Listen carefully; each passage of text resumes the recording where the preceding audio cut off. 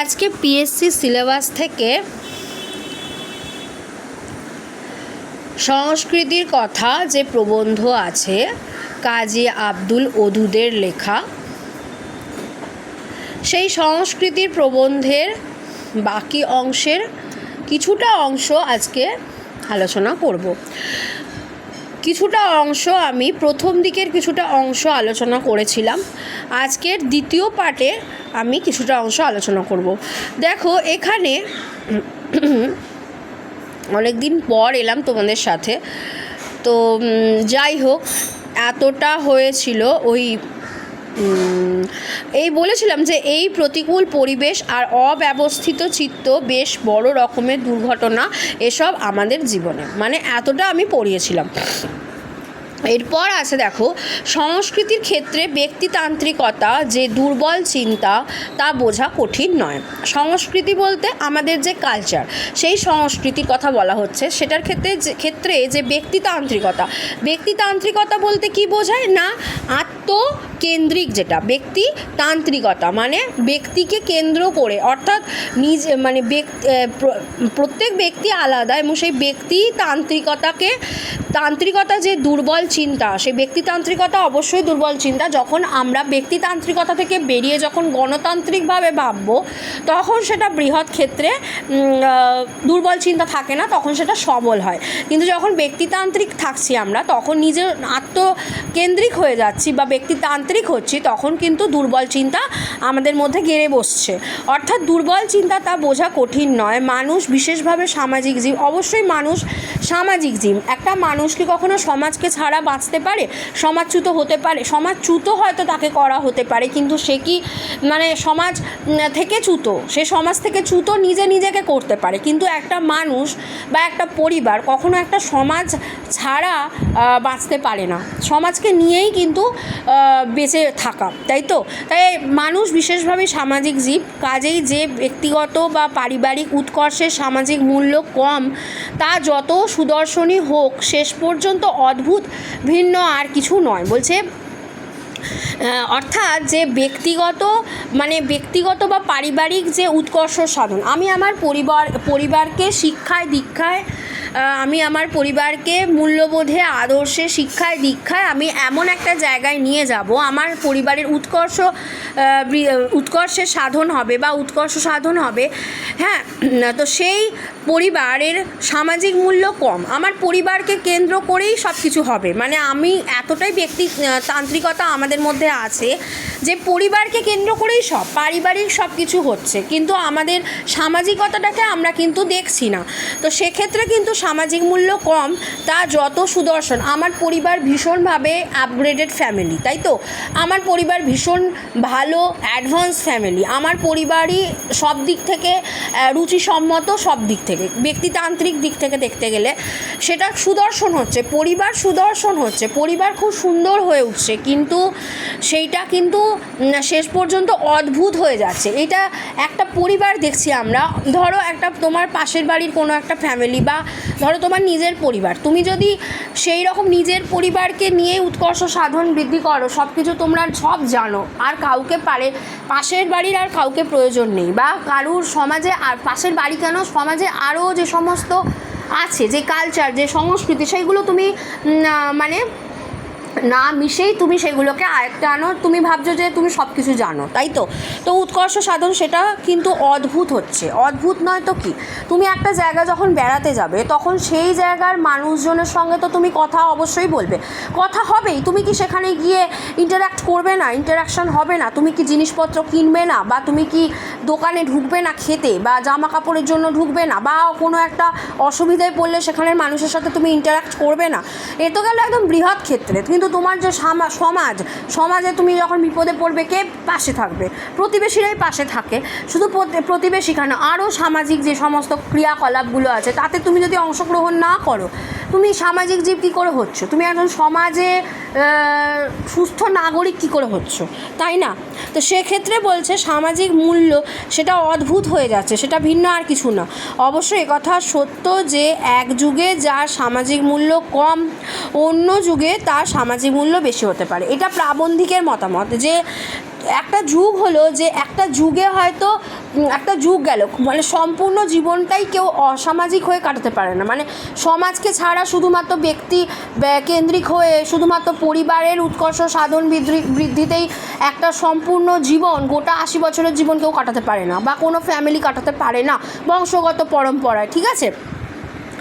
একটা যুগের হয়তো হতে পারে, ধরো একটা যুগ বলতে এখানে 12 বছরের এক যুগ হতে পারে, কোনো একটা নির্দিষ্ট সময় সে খুব ব্যক্তিতান্ত্রিক হয়ে গেছিলো, নিজের পরিবারের উৎকর্ষ সাধনে সে মন দিয়েছিল, নিজের পরিবারকে সে নিজের শুধু পরিবারের উৎকর্ষ সাধন বলতে কি সে নিজে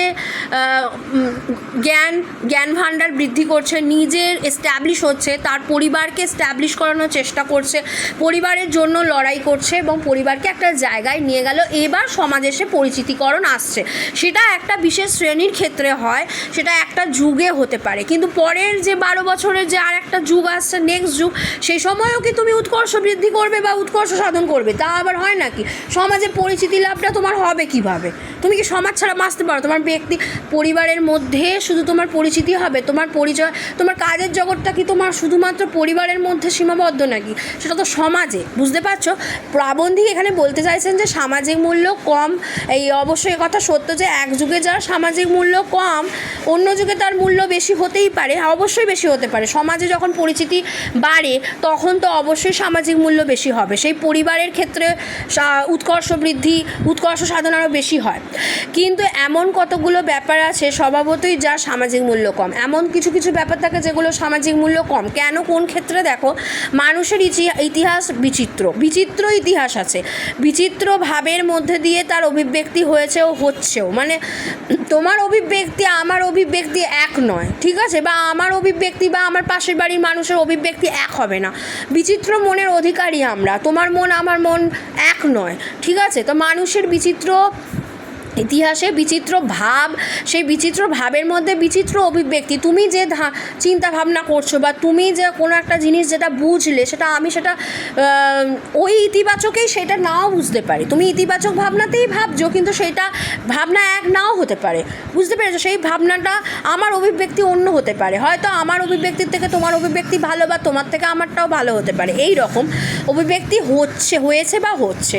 তাই যেসব চিন্তা প্রকৃতপক্ষে জনহিতকর নয়, অনেক সময় তো নেতিবাচকতা থাকে মানুষের মধ্যে, না, মানে ভালো মন্দ দুটো দিক থাকে, মানুষ দ্বৈত সত্তায় থাকে, এটা প্রত্যেকে জানো। যেটা খারাপ দিকটা হয়তো মানুষের এইটাই আমাদের মধ্যে জাগ্রত করা, যে খারাপ দিকটা তুমি সুপ্তাবস্থায় নিয়ে যাও, খারাপ দিকটাকে মেরে ফেলো, ভালো দিকে উন্মোচন করো, তাই তো? কিন্তু এমনও তো থাকে যে খারাপ দিকটা বেশি পরিমাণে জাগ্রত হলো। এখন মানুষের মধ্যে দেখা যাচ্ছে যেগুলো দেখবে যে মানুষের মধ্যে সামাজিকতার জিনিসটা, সামাজিক যে মানে সামাজিক হওয়ার যে ব্যাপারটা, যে বিপদে আপদে দৌড়ে যাওয়া বা হেল্প করা বা এই যে সামাজিক হওয়া, সেই জিনিসটা কিন্তু খুবই কম, মানুষ খুব স্বার্থপর হয়ে গেছে, তাই তো? তো স্বার্থপর দিকটাও কিন্তু স্বার্থটা দেখেও কিন্তু হয়, নিজের স্বার্থ অবশ্যই মানুষ দেখবে, কিন্তু সেটা ক্ষেত্র বিশেষে, তাই না? তো সব ক্ষেত্রে অবশ্যই আমি নিজের স্বার্থ দেখবো না, তো সেই দিকটা দেখতে গেলে মানুষের খারাপ দিক যখন বেশি জাগ্রত হয়ে যাচ্ছে তখনই কিন্তু দেখবে দেশে পরিস্থিতি মানে টালমাটাল হয়ে যাচ্ছে, তাই তো? দেশের পরিস্থিতি টালমাটাল হয়ে যাচ্ছে, জনহিতকর কাজকর্ম হচ্ছে না, তখনই সেই জন্যই তো এত নবজাগরণের দরকার, এত বিপ্লব হয়, এত আন্দোলন হয়, বুঝতে পেরেছো?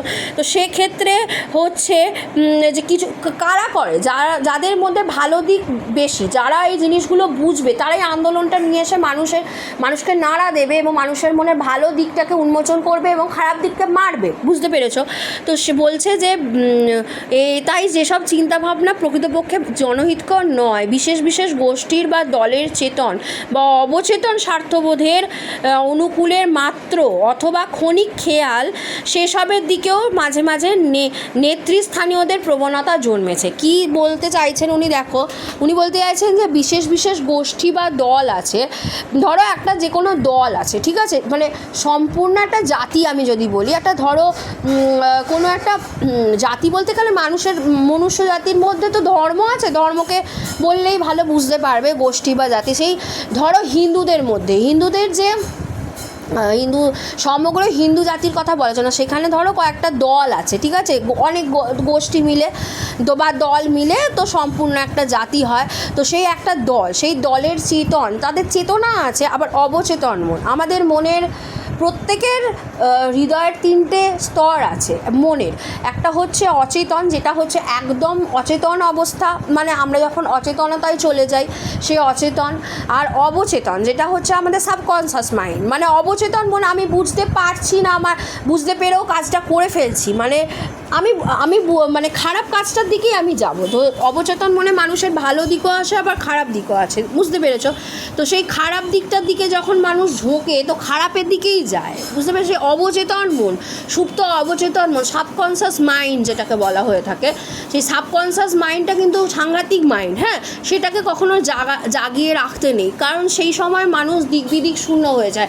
ভালো মন্দের বিচারবোধে সে যদি একদিক হয় যে ভালোর দিকে যাচ্ছে, সাবকনসিয়াস মাইন্ডে সে ভালোর দিকে যেতে যেতে চেতনায় এলো যে হ্যাঁ আমি ভালো কাজই এতদিন করে এসেছি, যাক আমি চেতনায়, আমার আর ওই মানে উন্মত্ততাটা আর নেই, ঠিক আছে। এবার ধরো কেউ খারাপ, সে খারাপই করছে, যখন সে চেতনা এলো দেখতে পেলো ব্যাকগ্রাউন্ডে সে খারাপ কাজগুলো করে গেছে, সম্পূর্ণ খারাপ, তার ব্যাকগ্রাউন্ড, তার পরিচিতি সব খারাপ হয়ে গেছে, সে লোকের জন্য মানে জনহিতকর কোনো কাজই করেনি, বুঝতে পেরেছো? শুধু জনহিতকর দিয়ে আমি বোঝাচ্ছি, কারণ প্রবন্ধে তাই আছে, শুধু জনহিতকর কেন, অনেক ক্ষেত্রে অনেক ভীষণ অনেক বড় বড় ব্যাপার আছে।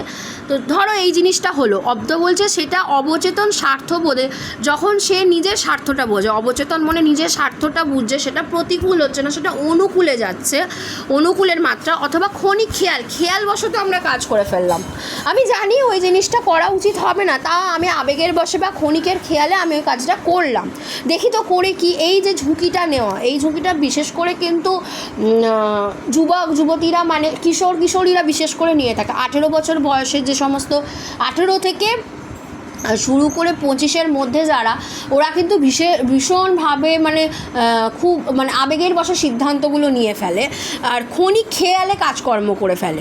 যাই হোক, সেই সবের দিকেও মাঝে মাঝে নেতৃস্থানীয়দের প্রবণতা জন্মেছে, আমি নেতা হব, মানে আমি নেত্রী, যেটা আমি পারবো, মানে পরে দেখবে সে নিজেকে যাচাই করতে হবে যে আমি সেটা পারছে কিনা, সেটা সে পরে বোধগম্যতায় আসবে বা পরে তার চেতনায় আসবে, সেই সময় তাকে কেউ বোঝাতে পারবে না। এটা কিন্তু শুধুমাত্র ওই বয়সের ক্ষেত্রে বেশি, অন্যান্য কাজের ক্ষেত্রে হয়, মানে ওই যে বয়সটা আমি বললাম লিমিটেশনটা, ওটা অন্যান্য কাজের ক্ষেত্রে হয়ে থাকে। কিন্তু যারা ধরো বেশি বয়সে যারা করে থাকে, বেশি বয়সেও তো আছে, অনেকই সব আছে, তো ধরো তারা কিন্তু নেতৃস্থানীয়দের প্রবণতা, হ্যাঁ আমি নেতা, আমি নেত্রী, আমি এটা পরিচালনা করতে পারবো, সে করে ফেললো। এবার করতে করতে সে যদি ভালো নেতা হলো, যদি খারাপের দিকে গেল, তার মনটা জনহিতকর কাজকর্ম সে করতে পারলো না, তাহলে তো এটা খুবই দেশের জন্য খারাপ হয়ে গেল, সমাজের জন্য খারাপ হয়ে গেল, তাই তো?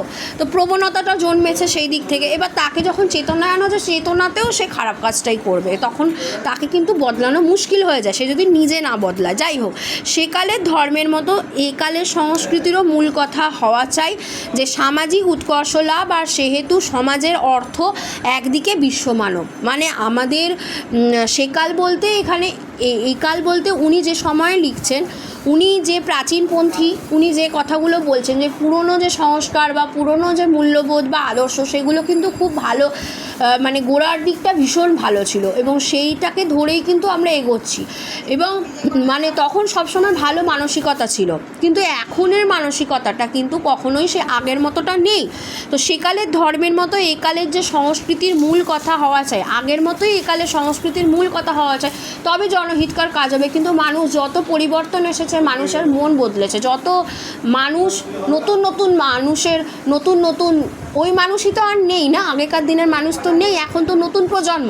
তো যত প্রজন্ম এগোচ্ছে, যত নতুন তাদের চিন্তা ভাবনা, উটকো চিন্তা ভাবনা, সেইগুলো থেকে আবার নতুন হচ্ছে, যারা ভালো তারা ভালো, আবার খারাপ দিকটা আবার বেশি অনেকটা বেড়ে যাচ্ছে, ডিসব্যালেন্সড হয়ে যাচ্ছে। সেই জন্যই আর কি সংস্কৃতির মূল কথা হওয়া হচ্ছে সামাজিক উৎকর্ষ। অবশ্যই আমাদের সংস্কৃতি একটা কালচার গড়ে উঠবে সমাজকে কেন্দ্র করে, নিশ্চয়ই পরিবারকে কেন্দ্র করে নয়, পরিবার সেখানে অবশ্যই অংশগ্রহণ করবে, কিন্তু সমাজের প্রত্যেকটা পরিবারকে নিয়েই তো সেই সংস্কৃতির উৎকর্ষ সাধন হবে। তো সে অর্থে বলছে উৎকর্ষ লাভ, আর যেহেতু সমাজের অর্থ, আমাদের সমাজের অর্থ বলতে কি বিশ্ব মানব, মানুষ, বিশ্ব মানব, এটাই হচ্ছে আমাদের সমাজের অর্থ। সবথেকে বড় মূলধন হচ্ছে মানুষ। তো সমাজ উৎকর্ষ বিশেষ বিশেষ দেশগত বা রাষ্ট্রগত সমাজ, মানে সমাজের উৎকর্ষ সাধন আমরা দেখতে পাচ্ছি যে আমেরিকা অনেক এগিয়ে গেছে, ঠিক আছে, ভারত অনেক পরে, প্রায় অনেক অনেক অনেক বছর একটু মানে এর আগের অংশেই পড়িয়েছি যে ভারত অনেক পরে এগিয়েছে, তো আমেরিকা এখন অনেক এগিয়ে। তো আমেরিকার সাথে সাথে ধরো পাল্লা দিয়ে সমাজ উৎকর্ষ, ওদের সমাজ অনেক উৎকর্ষ সাধন, মানে ওদের সমাজ অনেক এগিয়ে। তো সমাজ উৎকর্ষ বিশেষ বিশেষ দেশগত, নির্দিষ্ট দেশগত বা রাষ্ট্রগত সমাজ, সেই জন্য সংস্কৃতিও মূলত বিশ্ব সামাজিক ও রাষ্ট্রিক হয়ে থাকে। সেই কারণে কি হয় যে সংস্কৃতিটা, ওদের সংস্কৃতিটা আলাদা, না আমাদের সংস্কৃতি আলাদা, ওদের সংস্কৃতি আলাদা, রাষ্ট্রিক হয়ে যাচ্ছে, তাই তো, বিশ্ব সামাজিক হয়ে যাচ্ছে। অন্য কথায় যে চিন্তা জগতের অনেকের মনে অনুরণন জাগায় না, মানে যে চিন্তা জগতের অনেকের মনে, ধরো কোনো একটা ভালো চিন্তা, হ্যাঁ ভালো চিন্তা সকলের মনে তো সেই চিন্তা আসবে না, কারণ মানুষ তো আলাদা আলাদা মানুষ, প্রত্যেকের বিচিত্র বিচিত্র মন, একজন যে একটা মনে সে আছে তা না, একটা কাজই করে চলেছে তা তো নয়, সে তো অন্য অন্য তো তার ভাবনা চিন্তা প্রচুর। একটা মনে ধরো একটা মানুষের একটাই হৃদয়, সে তার অতগুলো ভাবনা চিন্তা, মনের আবার 3টে স্তর, তো যাই হোক চেতনাতেই তার অতগুলো ভাবনা চিন্তা, বিশাল ভাবনা চিন্তা। তাহলে এবার প্রত্যেকটা মানুষ ভাবো কত ভাবনা চিন্তা, এবার সবার আবার এক নয়, যদি সবার এক হয়ে যেত তাহলে তো হয়েই যেত, তাহলে আর পৃথিবীটা এরকম হতো না। এবার তুমি বলো সেটা তো সম্ভব নয়। এবার সেই যে ভাবনা চিন্তাগুলো রাষ্ট্রগত সমাজ উৎকর্ষ বিশেষ বিশেষ এটা হলো, সেই জন্য সংস্কৃতিও মূলত বিশ্ব সামাজিক। অন্য কথায় যে চিন্তা জগতের, এবার একজনের চিন্তা অন্যের মনে অনুরণন জাগাচ্ছে না, জাগাবেও না, এবার তার চিন্তাটা আলাদা, এবং যার রাষ্ট্রিক সার্থকতা কম তা বাস্তবিকই স্বল্পমূল্য বা মূল্যহীন।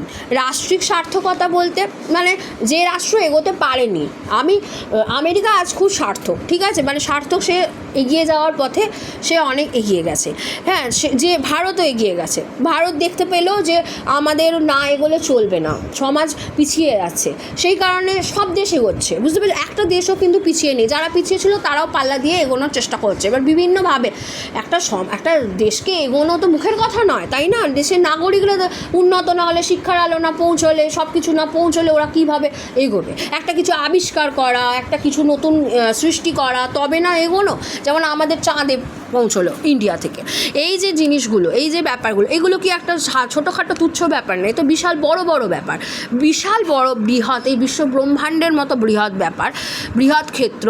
তো সেক্ষেত্রে হচ্ছে যে সেক্ষেত্রে সংস্কৃত মূলত বিশ্ব সামাজিক ও রাষ্ট্রিক সার্থকতা, যার কথা এবং যার রাষ্ট্রিক সার্থকতা কম তা বাস্তবিকই স্বল্প মূল্য বা মূল্যহীন, যারই যে দেশটারই মানে ধরো সার্থক, মানে সে সার্থকভাবে এগোতে পারলো না, সে খুব একটা সমৃদ্ধশালী দেশ নয়, বা হ্যাঁ সমৃদ্ধশালী দেশ নয়, বা উৎকর্ষ নেই ওখানে, তো সেক্ষেত্রে তার মূল্যটা কম, অবশ্যই মূল্য কমই বলবো, হ্যাঁ।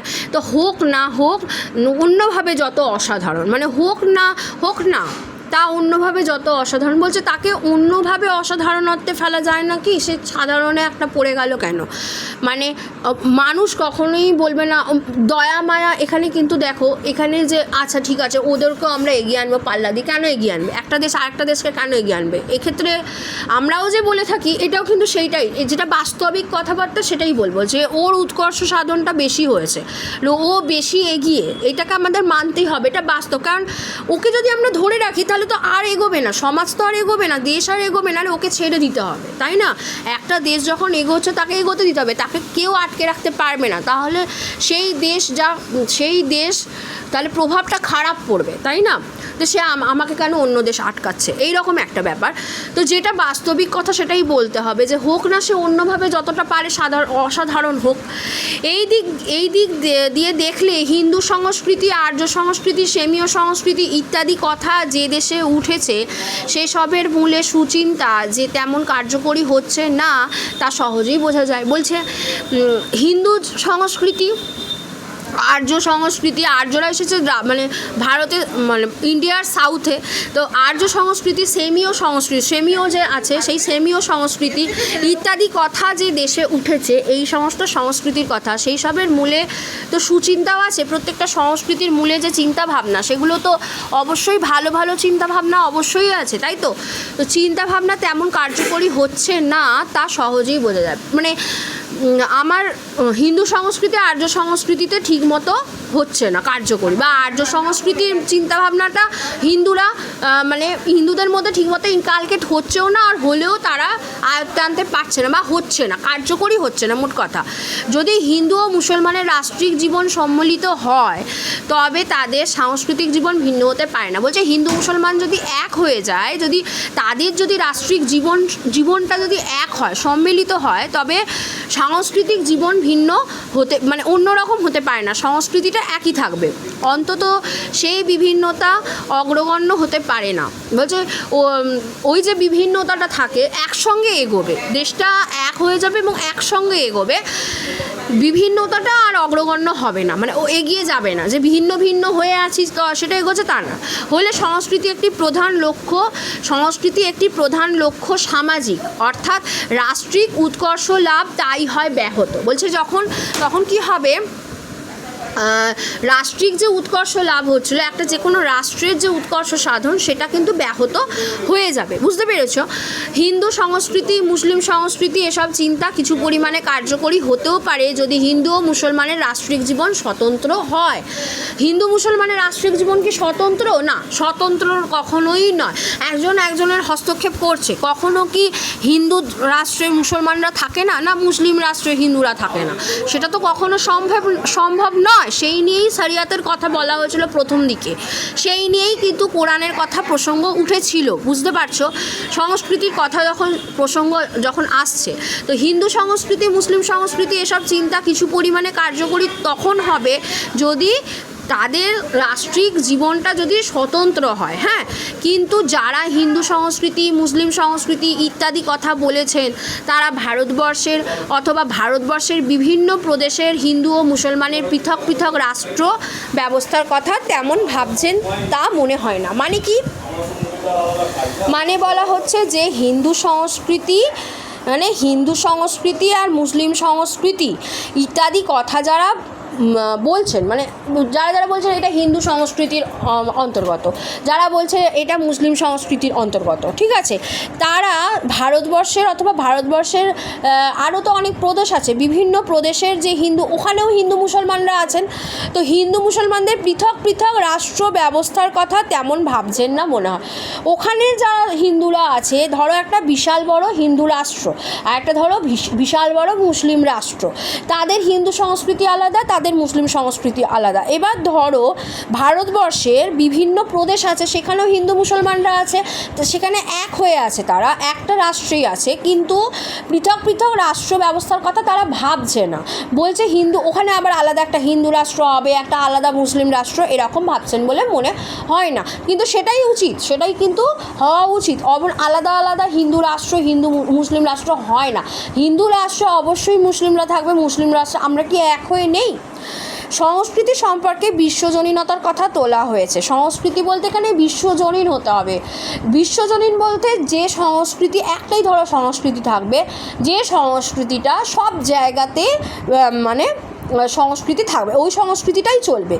চিন্তা চিরদিনই বিশ্বজনীন হবে। বিশ্বজনীন একটা রাষ্ট্রকেন্দ্রিক চিন্তা হলে হবে না। আমরা এই রাষ্ট্রে থাকি, আমরা এই রাষ্ট্রকে শুধুমাত্র এগিয়ে নিয়ে যাব, এবং ধরো আমেরিকা যদি বলে আমার চিন্তাভাবনা শুধু আমার দেশের মধ্যে সীমাবদ্ধ, আমার দেশ শুধু এগোবে, তাহলে পৃথিবী এগোবে, শুধু একটা দেশ এগোলো, সেটা কি হয় নাকি?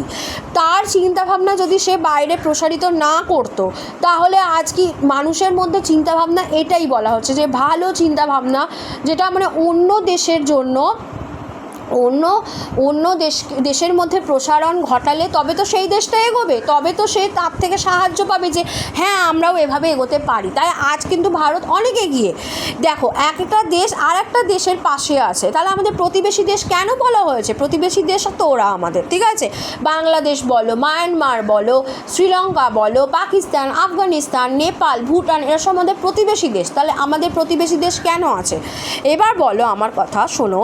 এখানে বলা হচ্ছে যে চিন্তা চিরদিনই আমাদের কিন্তু বিশ্বজনীন। আমাদের চিন্তাভাবনা যদি খুব ভালো একটা কিছু চিন্তাভাবনা, আমাদের ওটা বিশ্বে জানাতে হবে, জানাতেই হবে আমাদের অবশ্যই। আর একালে চিন্তার বিশ্বজনীনতা অত্যন্ত স্পষ্ট হয়ে উঠেছে। বিভিন্ন দেশের মানুষ পরস্পরের অত্যন্ত কাছাকাছি এসেছে বলে একে অপরের কাছাকাছি আমরা আসতে পেরেছি, তো বিভিন্নভাবে আসতে পেরেছি, সেই কারণেটা বিশ্বজনীনতা পেয়েছে। একটা দেশ আরেকটা দেশকে জানাচ্ছে, আরেকটা দেশ আরেকটা দেশকে জানাচ্ছে, নিঃস্বার্থভাবে যে জানিয়ে যাওয়া, এই যে আমাদের যে চিন্তা ভাবনা নিজেদের মধ্যে সীমাবদ্ধ না রেখে আমরা যে জানাচ্ছি, এই চিন্তার ক্ষেত্রে নূতন নূতন সম্ভাবনার কথা আজ মানুষ জ্ঞাতসারে মনে স্থান দিচ্ছে। এই যে চিন্তার ক্ষেত্রে নতুন নতুন সম্ভাবনা। এবার ধরো একটা দেশ তো একটা জিনিস আবিষ্কার করলো, এবার তার চিন্তা ভাবনার কথা সে বলে দিল, হ্যাঁ, শুধু আবিষ্কার না, অন্যান্য ক্ষেত্রে সংস্কৃতিমূলক চিন্তাভাবনা চিন্তাধারা ধরো পৌঁছে দিল। এবার অন্য দেশে যখন গেল সেখানে উপকৃত হলো তারা, এবং সেখান থেকে আবার নতুন কিছু, ওইভাবেই নতুন কিছু ওদের মনে আসতে পারে, একটা আইডিয়া এলো, নতুন কিছু তাদের মধ্যে সম্ভাবনা জাগলো, সেটা আবার চারিদিকে ছড়াচ্ছে, যার কাছ থেকে পেলো তাকেও দিচ্ছে, আবার অন্য আরেক দেশে ছড়াচ্ছে। সব কিছু নিয়ে দুটোই হয়তো, এই যে দেশ থেকে যেটা পেয়েছিল নিজেরা যেটা করলো নতুন কিছু সম্ভাবনাময় কিছু একটা, সেটা আবার ছড়িয়ে দিল, আরও তারাও আবার উৎকর্ষ সাধনের জন্য এগিয়ে গেল। এইভাবে নতুন নতুন চিন্তাভাবনায় তারা এগিয়ে যাবে। ইন্টারাকশান, দেশের সাথে দেশের যত ইন্টারাকশান বাড়বে বিশ্বজনীনতা তত বাড়বে। যাই হোক, নতুন সম্ভাবনার কথা আজ মানুষ জ্ঞাতসারে মনে স্থান দিচ্ছে। জ্ঞাতসারে সে কিন্তু চেতনায় আছে, হ্যাঁ। ফলে প্রাচীন চিন্তাধারা তার চিত্তকে আর বন্দি রাখতে পারছে না। প্রাচীন চিন্তাধারা কী ছিল? যে আমি শাস্ত্রে যা আছে আমি ওইটাই, যেমন শাস্ত্র মতটা যেটাকে আমরা ধরি, যদি সেটা একদম ওল্ড হয়ে যাচ্ছে, একদম ব্যাকডেটেড। কিন্তু আমি যদি নতুন চিন্তাভাবনার কথা যদি বলি, আমার দেশই শুধু হবে, সেইখানে সেই সংকুচিত, মানে সংকুচিত না, সংকীর্ণ মন, সেই সংকীর্ণ মনের অধিকারী কিন্তু আর কেউ থাকছে না, তাই তো? সেই সংকীর্ণ মনের অধিকারী থেকে সে বেরিয়ে যাচ্ছে, সংকীর্ণ মন আর বন্দী হয়ে থাকছে না। যেসব দেশে প্রাচীন ধর্মের প্রভাব অত্যন্ত বেশি, সেসব দেশেও না, প্রাচীন ধর্ম যেগুলো আছে, যে ধর্মের গোড়ামি থেকে কেউ বেরোতে পারছে না, সেইখানেও কিন্তু আর এই সমস্ত চিন্তাভাবনা নেই। কাজেই সংস্কৃতির ক্ষেত্রে প্রাচীন চিন্তার দোহাই একালে বাস্তবিকই অচল। মানে প্রাচীন চিন্তার দোহাই দিয়ে আমার সংস্কৃতিকে আমি ধরে রাখবো, এরকম আমার দ্বারা এখানেই বাহিত হবে, সেটা কিন্তু অচল হয়ে গেছে, ওই বাস্তবিকতা। এই সংস্কৃতি মানুষের শৌখিন পোশাক, আমাদের কালচার আমাদের শৌখিন পোশাক হয়ে গেছে। পোশাক বলতে কি? পোশাক মানে কি আমাদের যে জামা কাপড় ওই পোশাক, তা নয়। সংস্কৃতির মানুষের শৌখিন পোশাক, মানে আমাদের সংস্কৃতি আমাদের সব কিছুকেই পোশাক পরিচ্ছদ করে তুলছে। মানে আমাদের ধরো একটা বিশাল অবয়ব কোনটা? অবয়ব হচ্ছে আমাদের ধরো মানুষ, আমরা একটা রাষ্ট্রে আছি এবং আমরা সেইটা হচ্ছে আমরা মানুষ, এই যে আমাদের একটা বিশাল অবয়ব, হ্যাঁ, সেইটা আমাদের সংস্কৃতি, আমাদের বিশাল শৌখিন পোশাক হয়ে গেছে। আমাদের ব্যাকডেটের পোশাকটা আর নেই। পোশাক কেমন? আমাদের সংস্কৃতি, চিন্তা ভাবনা চিন্তা, আমাদের নতুন নতুন আবিষ্কারের ভাবনা চিন্তা, অন্যের কাছে পৌঁছে দেওয়া, এই যে এত কিছু বলছি, সব কিছুকে নিয়ে এটা শৌখিন পোশাক, পরিচ্ছদ নয় কিন্তু। ওটা কিন্তু পোশাক হয়েছে। পোশাক আর পরিচ্ছদ কিন্তু সম্পূর্ণ আলাদা। তো পরিচ্ছদ নয়, ঠিক আছে? তার জীবন যুদ্ধের অস্ত্র। এই যে আমি নতুন কিছু একটা পেলাম আমার দেশকে এগোনোর জন্য, তো আমি যারা ধরো আমাদের রাইভাল, যারা আমাদের প্রতিদ্বন্দ্বীও তো হচ্ছে, সেই কারণেই প্রবন্ধ লেখা, যে সেখানে আমাদের জীবন যুদ্ধের অস্ত্র, মানে প্রতিদ্বন্দ্বী ছাড়াও ধরো আমাদের নিজেদের জীবন যুদ্ধের অস্ত্র। আমি নিজেকে এস্টাবলিশ করব, আমি যে নতুন কিছু একটা চিন্তাভাবনা পেলাম, এবার আমি তো এগোবো, আমি আরও জ্ঞান ভাণ্ডারে আমি আরও সব কিছু জানবো, জানার আগ্রহ বাড়ছে এবং আমার নিজের জীবনযুদ্ধের অস্ত্র হয়ে দাঁড়াচ্ছে। আর অস্ত্রের প্রাচীনতাই তার গৌরবের বিষয় নয়। আমার যে অস্ত্রটার প্রাচীন অস্ত্রগুলো আমার কিন্তু গৌরবের বিষয় নয়। নতুন নতুন আমি চিন্তা ভাবনার প্রসার ঘটবে, সেগুলো আমার নতুন অস্ত্র, সেই শক্তিশালী অস্ত্রগুলো আমার দরকার। পুরনো অস্ত্র তো আছে, আমি পুরনো মূল্যবোধ, পুরনো সংস্কৃতি, আমি কি তাদেরকে বাদ দিচ্ছি? তাদেরকে ধরেই তো আমি এগোচ্ছিলাম, তারা আছে, কিন্তু আমার নতুন নতুন চিন্তাভাবনাও তো আসতে হবে। আমার নতুন নতুন ধ্যান ধারণা, ভালো চিন্তাভাবনা, আগের থেকে তো আরও ভালো হতে পারে। উৎকর্ষ সাধন তো তাকেই বলে, তাই না?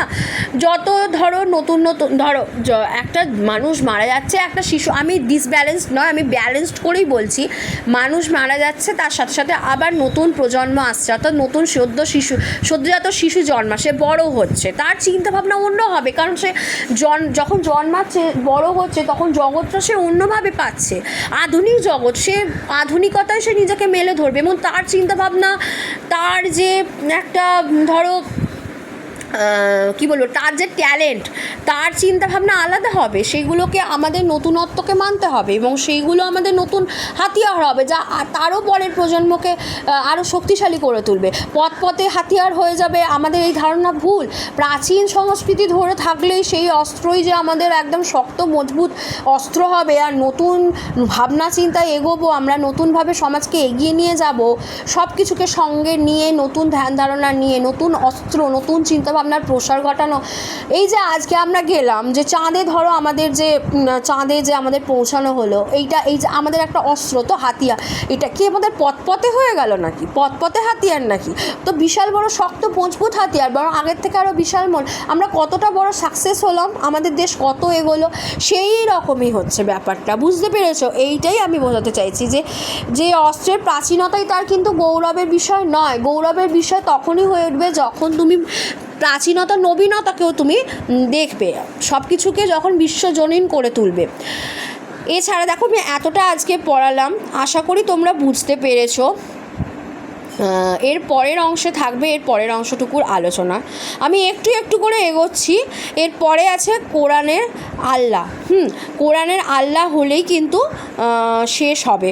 5টা নির্বাচিত প্রবন্ধ আছে। 5টা নির্বাচিত প্রবন্ধের মধ্যে আমি চতুর্থ প্রবন্ধ পর্যন্ত পড়ালাম। দেখো, চতুর্থ আমি কালিদাস ও রবীন্দ্রনাথ পড়িয়ে দিয়েছি, রস ও ব্যক্তিত্ব পড়িয়ে দিয়েছি, ইসলামের রাষ্ট্রের ভিত্তি পড়িয়ে দিয়েছি, সংস্কৃতির কথা আজকে কিছুটা অংশ পড়ালাম, বাকি অংশ পরের দিনে হবে। কোরআনের আল্লাহ হলে কিন্তু আমাদের 5টা নির্বাচিত প্রবন্ধ, যেটা পিএসসি সিলেবাসে আছে, শেষ হয়ে যাবে। ঠিক আছে? তারপর আমি প্রশ্নোত্তর পর্ব এমসিকিউ এ আলোচনা করতে থাকবো, পরপর ভাগে পাটে থাকবে। আজকের আলোচনা এই পর্যন্তই। অবশ্যই তোমরা চ্যানেল সাবস্ক্রাইব করে রাখো, বেল আইকন দিয়ে রাখো, লাইক করো, শেয়ার করো, কমেন্টে জানাও কেমন লাগছে, আর ক্লাসগুলো আর কি ক্লাস চাই। ঠিক আছে? আজকের আলোচনা এই পর্যন্তই। Thank you students, thank you so much.